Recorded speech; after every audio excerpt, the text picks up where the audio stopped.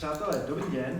Dovolte mi vás tady jménem celého organizačního týmu festivalu FutureGate přivítat.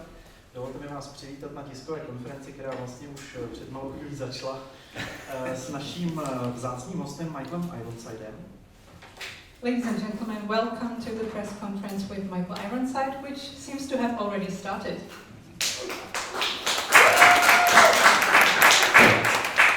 I'm so glad you all dressed up to come here, so it makes me feel so much more comfortable. Jsem moc rád, že vidím, že jste se všichni vystrojili na tu důležitou příležitost. No, já jenom než vám dám prostor vyspovídat našeho hosta, tak bych vám rád něco řekl o festivalu sci-fi filmu FutureGate. Je to vlastně již 10. ročník tohoto festivalu. Jak název napovídá, je to festival sci-fi filmů. My se snažíme kromě nenabídnout našim fanouškům jenom jako kino, ale také něco okolo, takže to je doprovodný program, tematické dekorace, dáváme prostor cosplayerům nebo máme různé výstavy a eventy, besedy a tak dále. And before we ask you questions, I would just like to present our festival. The FutureGate Festival focuses on sci-fi films, but not only that, we also offer a rich accompanying program. Každý ročník má také své téma. My jsme si letos vybrali cestování vesmírem. I'm just looking at you. Okay. I'm just looking at it. I feel like it's a tennis match, you know.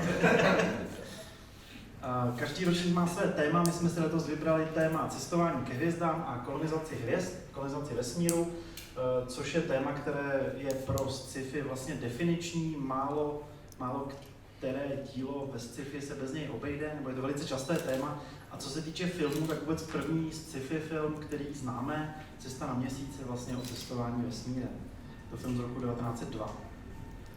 This year's theme is space travel and space colonization. It is a crucial theme for science fiction and it appears in almost every science fiction movie.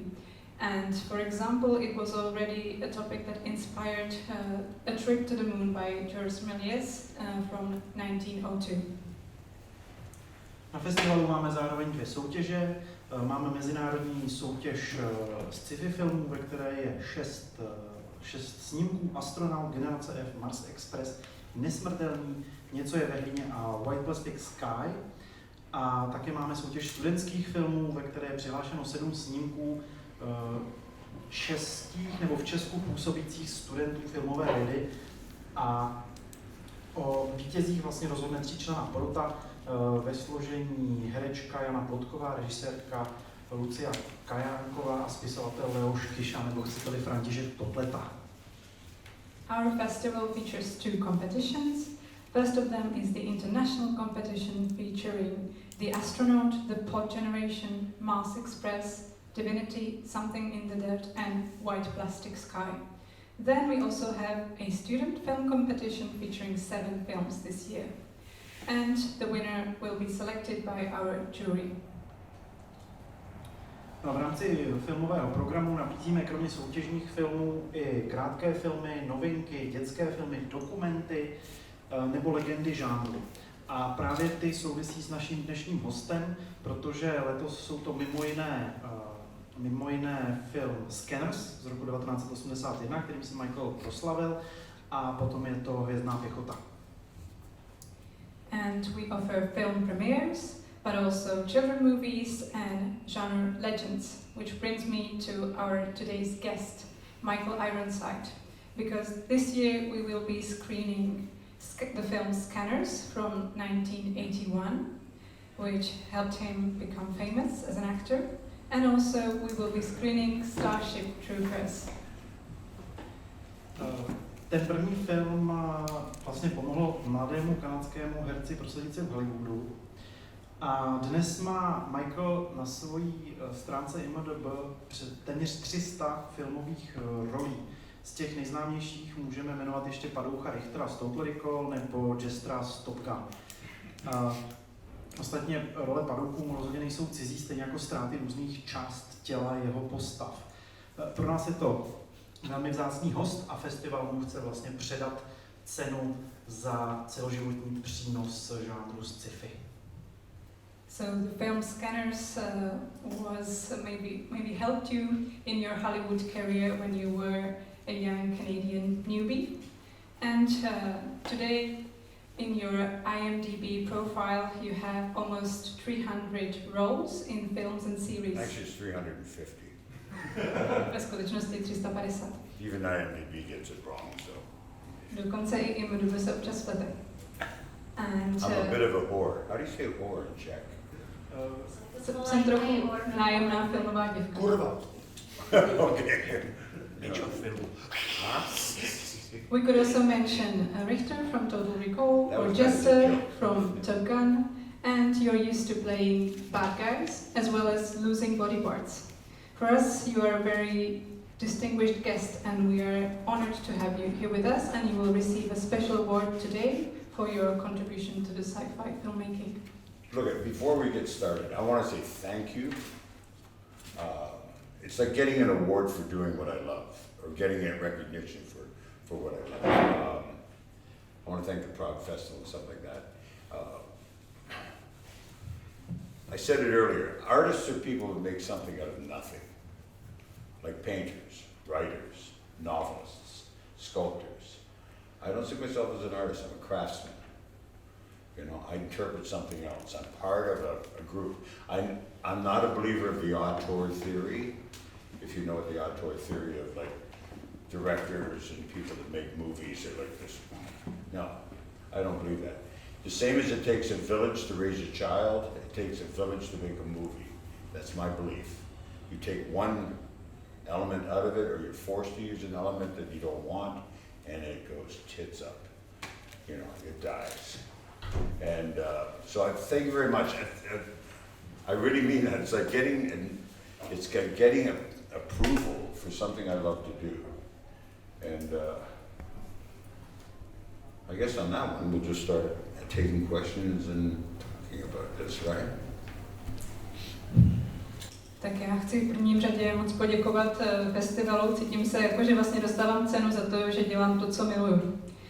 Už jsem zmiňoval, že umělci jsou lidé, kteří vytvoří něco z ničeho, můžou to být malíři nebo spisovatelé, ale já se necítím jako umělec s velkým U, já jsem vlastně takový řemeslník, dělám dobře řemeslo.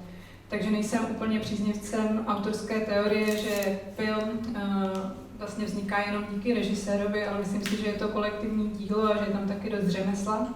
A podobně jako dítě musí vychovávat celá vesnice, je to spolupráce, tak i tady si myslím, že když člověk třeba něco pokazí, tak to vlastně má taky vliv na to výsledné dílo. Takže ještě jednou moc děkuju za to, že můžu dělat to, co dělám, a za to, že jste mě kvůli tomu sem pozvali. Let me correct that. I've done like something around between 320 and 350 projects over the 72 years, 52 years I've been doing this. I'm 73, I can't do it for 72. There are 5 people that I've worked with that I would call artists. And there's somebody who control every element or have a very specific idea about what they want, what they do, how they do it, how they want it seen, how they want it acted, how they want it shot, how they want it lit, what color the wardrobe is, the way the furniture is to be set. You know, they have that kind of complete control. They are, Paul Verhoeven is one of them, David Cronenberg is another, Walter Hill is another one, kind of an unknown Rob Barricano, who I've done 2 films with. He's actually teaching film right now in China. He's a bit different. He's American, he kind of does things his own way, but he's very much in control of everything he does. Who else? I don't want to go any farther because I'll probably piss off some of the directors I have worked with who think they are artists. But let's just leave it at that, you know. And working with people like Cronenberg, Verhoeven, Rob Schmidt, or Rob Barricano, you're absolutely comfortable with their choices when they want something. Every artist, every actor, they come to the floor with their own ideas. But when a director you trust says, no, I want it this way, that's great. Do you know what I mean? It's absolutely wonderful because it's like, all you have to do is be that color blue for them. You don't have to interpret it for them. They'll tell you what they want. Does that make sense, what I'm saying? Is there anyone here that doesn't understand what I'm saying? You, no? I understand. Okay, good. I think that's what I wanted, you know, it's the idea that I didn't want to misrepresent some of the directors that when I said it takes a village to raise a child and a village to make a film, absolutely.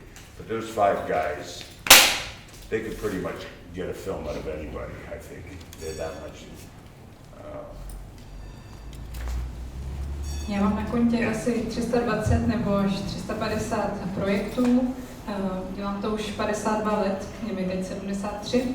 A za tu celou svou kariéru můžu říct, že jsem potkal asi 5 lidí, 5 režisérů, které bych skutečně nazval těmi velkými umělci, kteří opravdu mají veškerou kontrolu nad tím dílem, nad tím, jak to chtějí udělat, jakou barvu budou mít šaty těch herců, jak bude rozestavený nábytek a tak dále.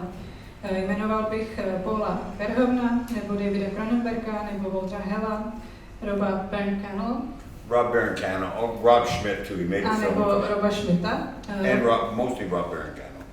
A ten vlastně dělá ty věci trochu po svém, stojí možná trochu stranou, teď vyučuje film v Číně.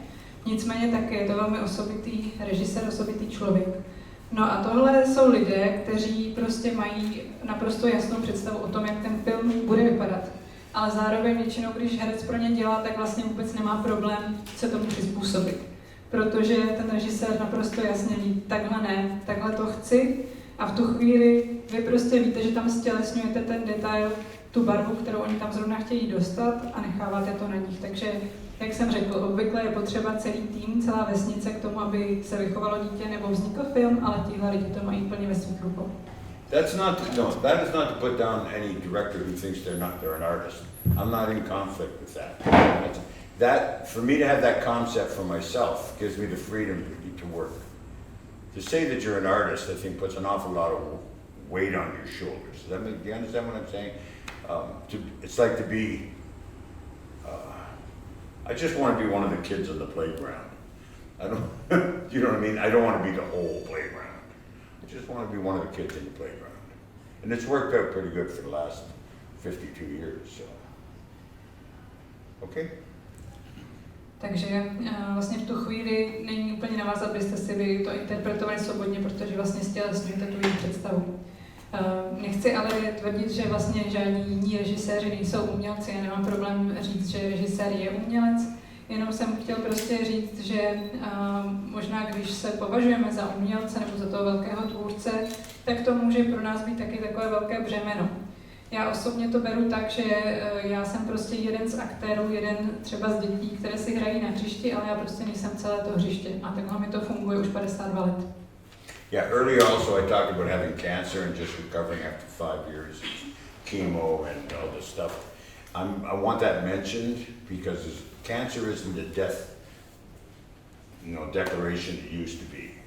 It's really a small C now.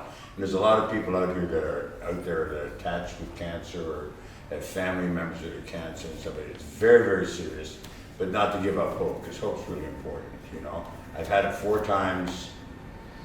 I'm still sitting here, I'm still going forward, But it's real important to know that it's not the death declaration it used to be. Though you might get really skinny or you might get really fat from the chemicals and stuff like that. It's worth noting that doctors and medicine are making incredible strides in the last 10 years, so, I applaud that. Já jsem chtěla ještě zmínit jenom svoji zkušenost s rakovinou. Já osobně tu zkušenost mám dokonce 4násobnou, nicméně už dneska vnímám to tak, že to není ten rozsudek smrti, který to v minulosti býval, protože dneska díky pokrokům v medicíně, díky tomu, čeho dosáhli lékaři a co je možné s novými léčivy, už to nemusí znamenat, že musíte vzdát veškeré naděje a že pro vás všechno končí. Já jsem toho důkazem, měl jsem 4 rakoviny a dnes tady sedím. Myslím si, že dneska je rakovina něco, co ovlivnilo hodně lidí, spousta lidí s tím má přímou zkušenost nebo někdo z jejich rodiny to zažil. A samozřejmě neříkám, že to není těžké, ale je možné to překonat. I když třeba to může znamenat, že drasticky zhubnete nebo naopak naberete váhu. All right, enough about me. This is bullshit now. So I just want to get all that stuff out of the way. I want to hear what you guys want to know. So let's ask questions. Okay. Ale jsem tady samozřejmě především proto, abych se zajímal o vaše otázky. You guys don't really react to anything. It's like looking at the wallpaper. Yeah. Do you guys have a sense of because humor? We have prepared a separate interview with you, so we just don't want to spit our questions for you. Oh, we're in this together. But we can It's okay, we're in this together. Okay. Okay. That wasn't criticism, I'm just saying it's hard to read what's going on. It's like, okay, so ask questions. Okay, don't worry, from what about that. I work for a website like IMDb, but this one's only in Czech.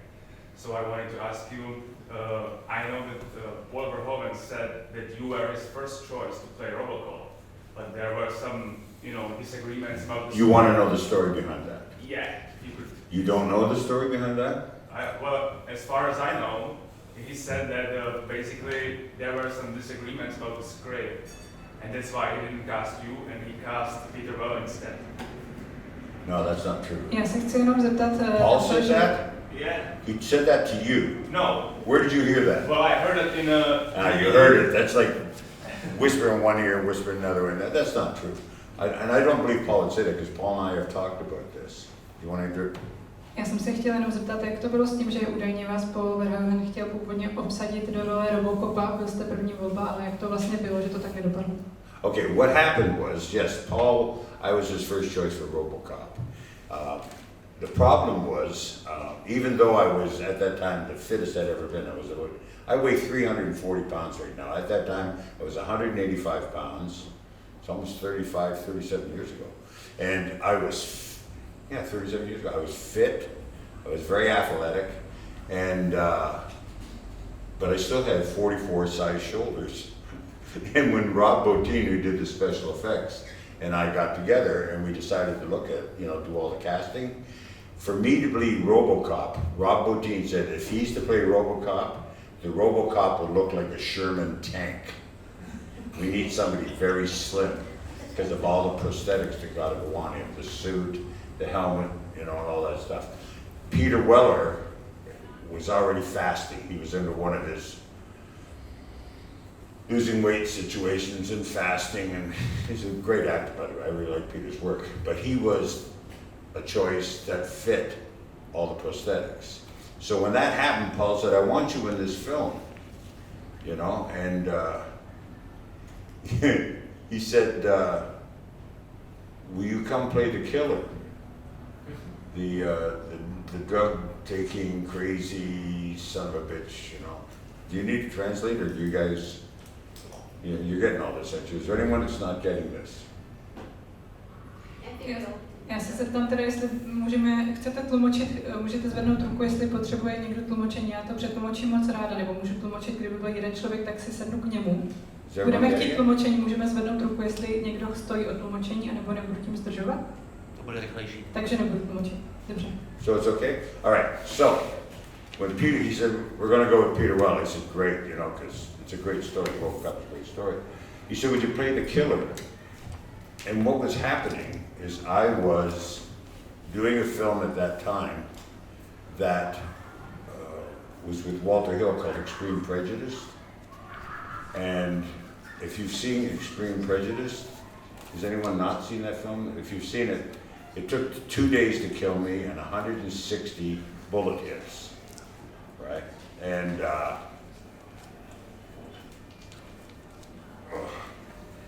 there was a couple of films around that time. But anyway, when Paul said, would you like to play the crazy drug-taking, crazy drug addict guy and stuff like that, you'd be a great, And I went, I don't want to play another crazy drug-taking maniac guy, It's just I didn't really want to do that. And of course, as soon as I'd stopped the film,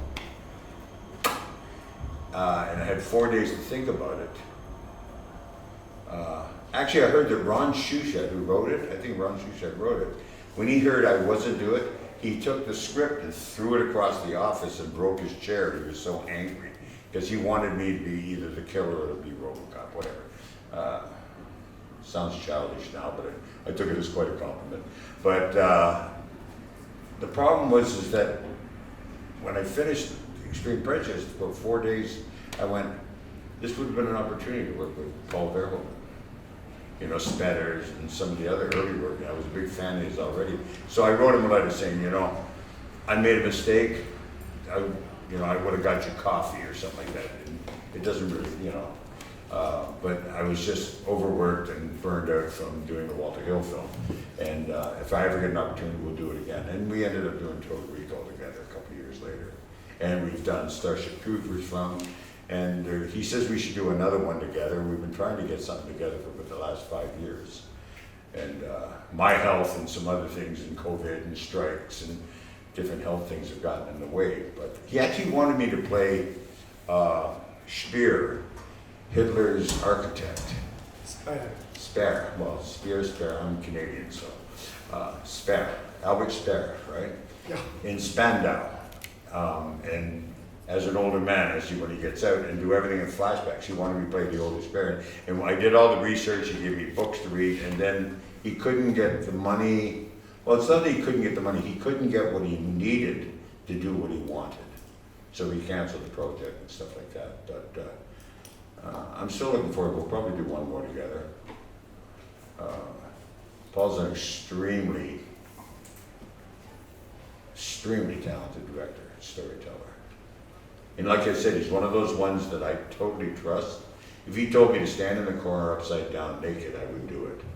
Because I believe, you know, he doesn't do anything without a purpose or a reason. Does that make sense? Which he did with actors during Starship Troopers shoot. Huh? He was directing naked during Starship Troopers film, didn't he? Paul Verhoeven. Paul was naked? Yeah, in the bathroom scene or something. Oh, when they did the shower scene, I wasn't there. I only heard the rumors. I heard the rumors. I would like to ask you But for... I heard the rumors, but no, I've only heard the rumors. I only talk about things I know for a fact. Like, that's glass, I think, that's wood, I think. My interpreter. But no, yeah, I heard that because everyone else was naked, the camera people and Paul took their clothes off too. But that's a rumor, I can't verify that. I would like to ask you for this magazine. It's a science fiction magazine, it's by one. And my question is how physically tough it was to be in shape for Starship Troopers, because... Hard. The film was 6 months. Look, they all went up there. They shot it in Utah and North Dakota, or South Dakota, and places like that in the United States. And very harsh. It started around, I think, April in the spring and didn't finish until October or November. It was almost, I think it was 6 months at least. And those suits we wore, they didn't breathe. They were made of Kevlar. And at the end of the day, when we took them off, you could pour the water out of them. And they stunk after the first week, because all the body perspiration, you couldn't really clean them properly. You know, there was a bit of problem with mold and fungus in them near the end of the film. But, and the packs, those rubber packs and the suits and that one, it all came to about 50 to 60 pounds you were running around in. And it's 110 to 15 degrees in Utah and stuff like that when we were shooting. Started off right around 40 degrees, I guess, what's that in Celsius? It would be like around 5 or 6, and ended up 32, 35 in Celsius, and then back down again. But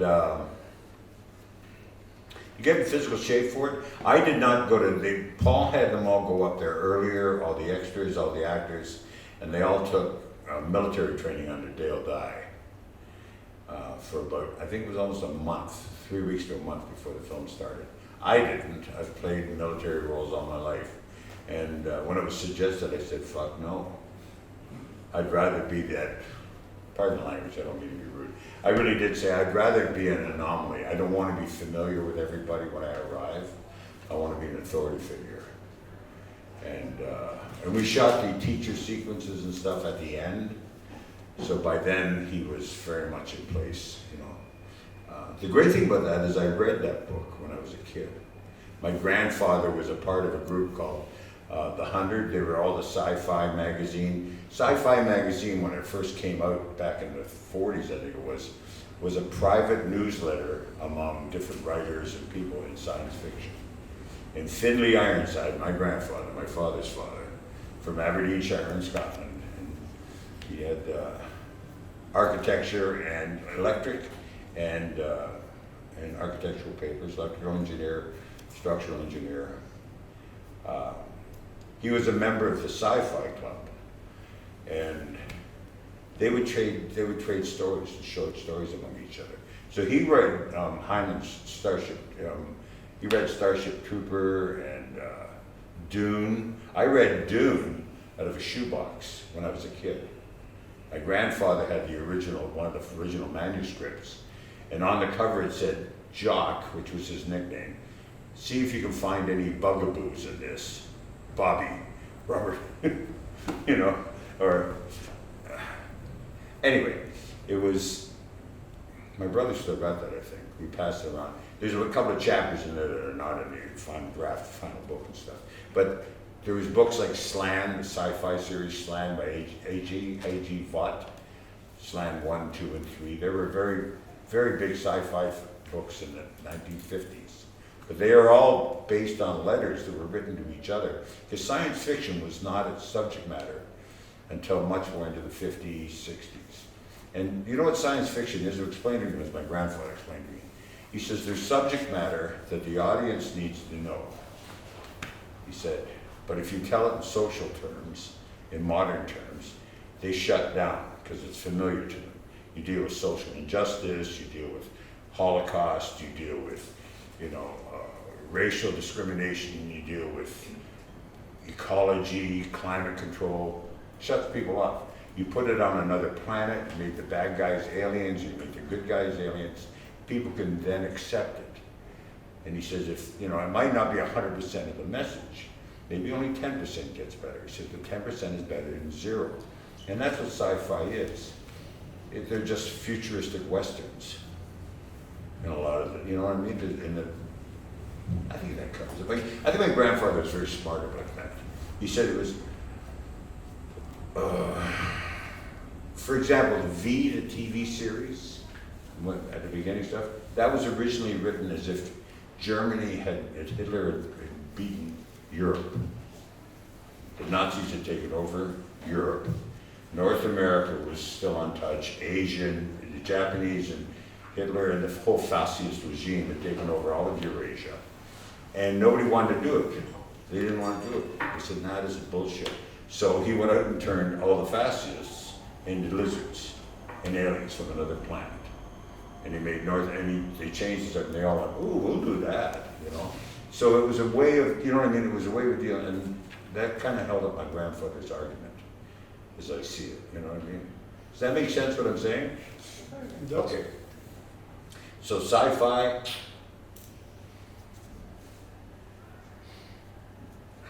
I'm kind of attracted to it because it gives you more, it gives me more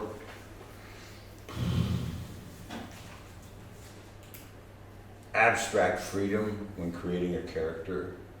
It gives you a little more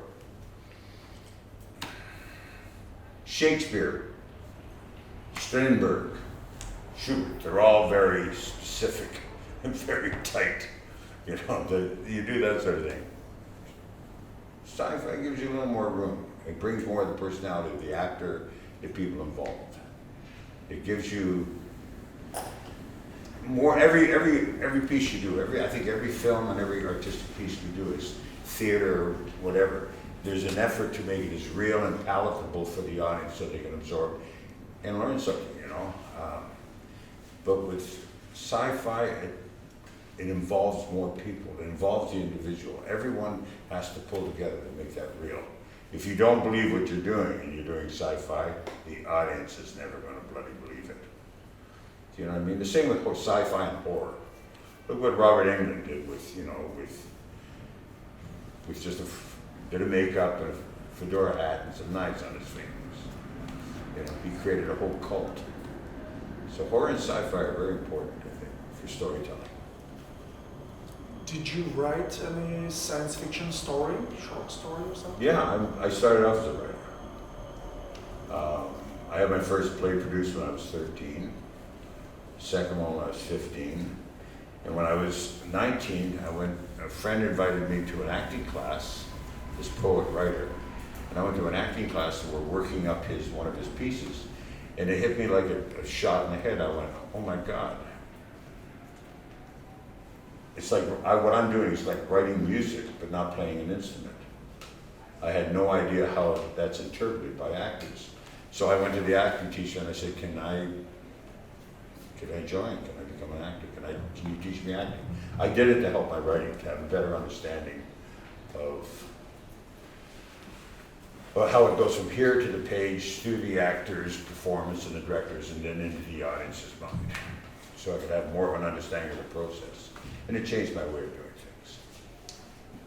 I ended up an actor, and a writer, and a producer, and a director, and a grip, and a guy who does the sound. And I've done everything. I've done everything behind camera, except sound. I've never recorded. I've done camera work, I've held a boom. I'm Canadian. To survive in the Canadian film industry in the 1970s, you had to do everything. You know, it's the circus business. You look bored. Are you bored? No, we are looking forward for This guy looks really bored.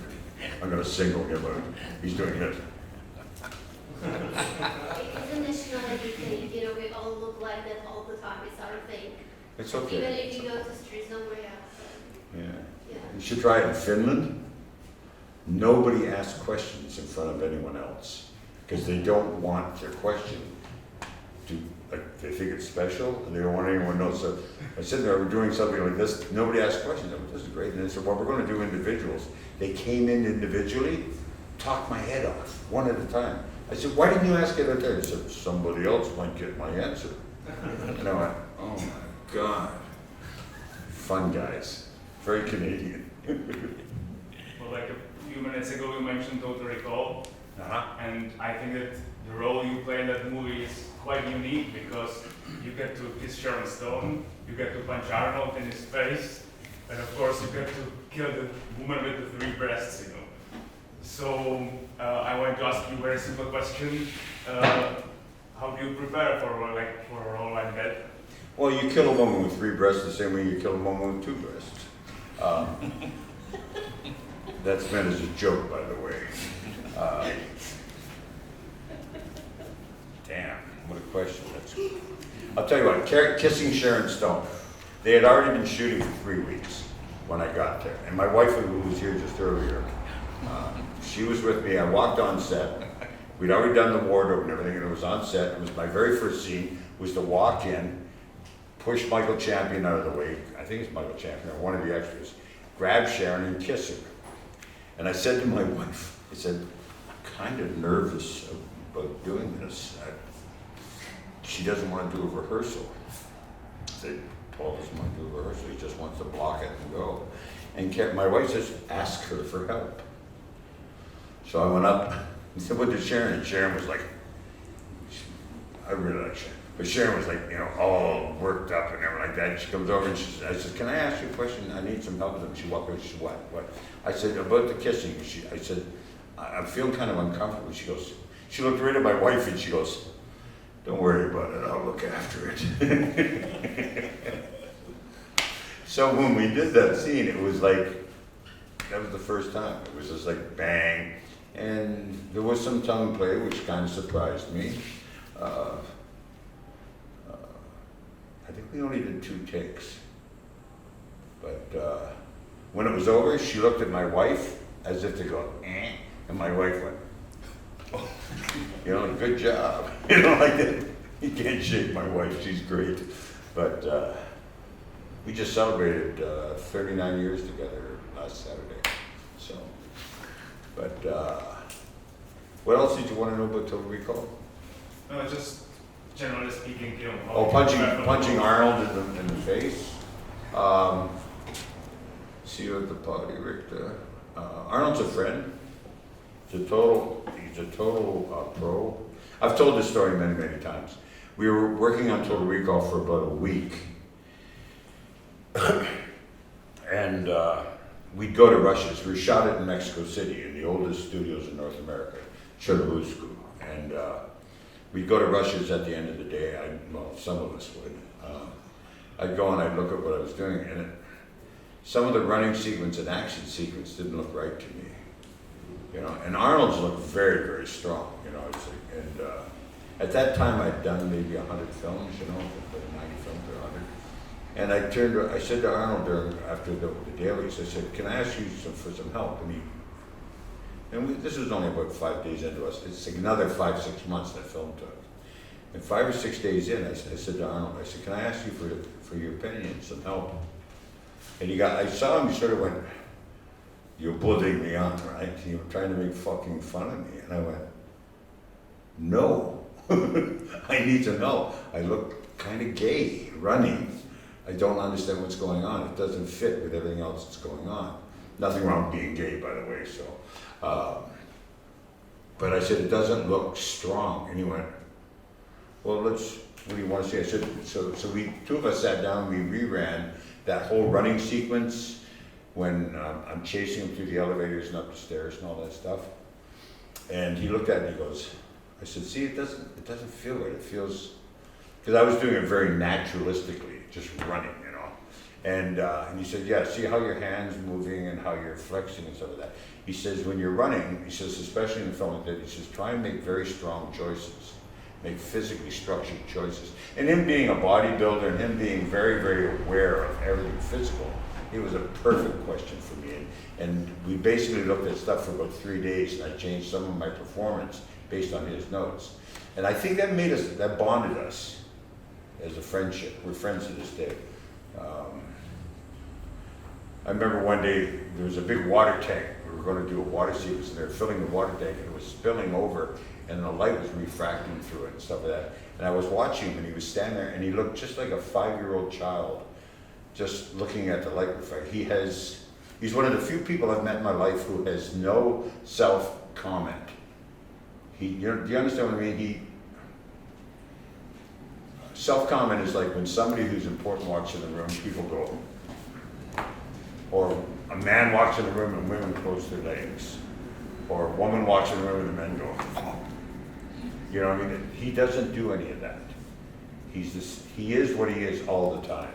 He's very comfortable in his own skin. He's also one of the smartest people I've ever known. He speaks about 6 languages fluently. He can speed read German, French, I think English, and one other language. I can't remember, I don't want to misquote, but I know at least those 3, because the contracts would come in different languages, and he would speed read them. And I went, holy shit, because I go have lunch with him sometimes. But what else can I say about Arnold? Did you play a chess with him? No, I didn't play chess. I'm very good at chess. What do you do if you beat him at chess? Huh? I'm sorry to interrupt, but we're running out of time. Running out of time? We're running out of time for this conference, for this press conference. You have some private interviews scheduled with some of those guys? Okay. And then if anybody Who's got a pressing question? Who's got a question they really want to hear an answer to? No. Now? No. Oh, you're finished. I've got one, if I can. Yeah. When you wrote it down, for example, the arrangement, and you've been acting in it and directing, what did you learn from such a 3-point experience as an actor?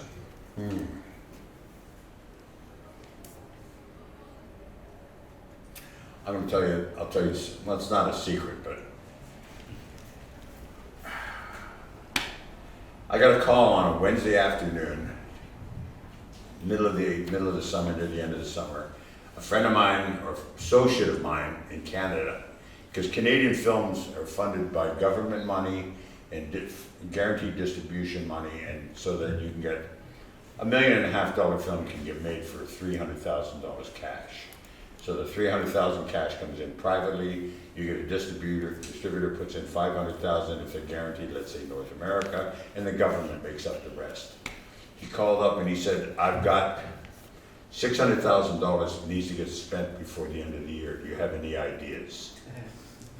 And I said, "Yeah, I've got it," because he knew I was a writer. I said, "Yeah, I've got a couple of scripts." I said, "But I can't talk right now. I'm very busy. Can I call you in a couple of days?" And he said, "Yeah, sure." He said, "But get back to me. I need an answer quick." I had no ideas. I had about 4 scripts and they were all optioned. So I wrote the arrangement in 4 days. I wrote it very quickly. I got all the outlines down for it, and I did it to use his money, and I wrote it back, and I said, "Look, I've got an idea. It's only in rough form. It's a script that's been sitting around for a while." Lie. Well, not really a lie. The idea had been there for a while. But I said, "I want to direct it too." And he said, "That's great. I don't care." So I hired Curry Graham and myself and some other people, and we did it. And it really was an opportunity that there was no way that the investors could lose their money, because just me being in it would have guaranteed at least $2 million back in distribution. I would get to learn. Curry Graham, who was a good friend of mine, was going to be elevated from support to a lead role. The camera was going to be a guy who had shot second camera on a whole bunch of films. He came and became first. You know, it was an opportunity for everyone to step up. I made an opportunity. So it was a success for me. As a film, it's not very good. And it's not that I have disrespect for directing.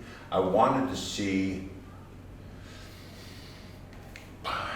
if you're going to drive the first time on a racetrack at 100 miles an hour, you know, are you going to take out a $1 billion car, or are you going to take out a $110,000 car first?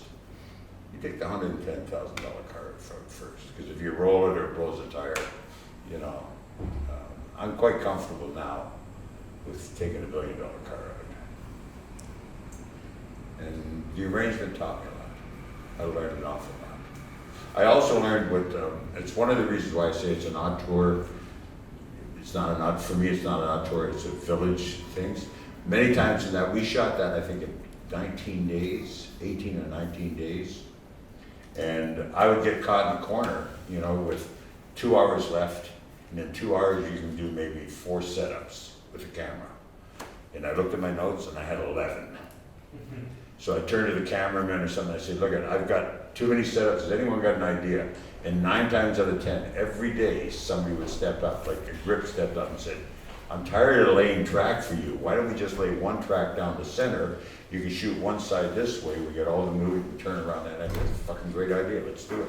So I ended up, rather than trying to act like you have all the answers, learning how to ask for help at the right times is really important for a filmmaker or any creative person that's in our industry, in the circus industry. Now, does that make sense what I'm saying? Thank you. Okay.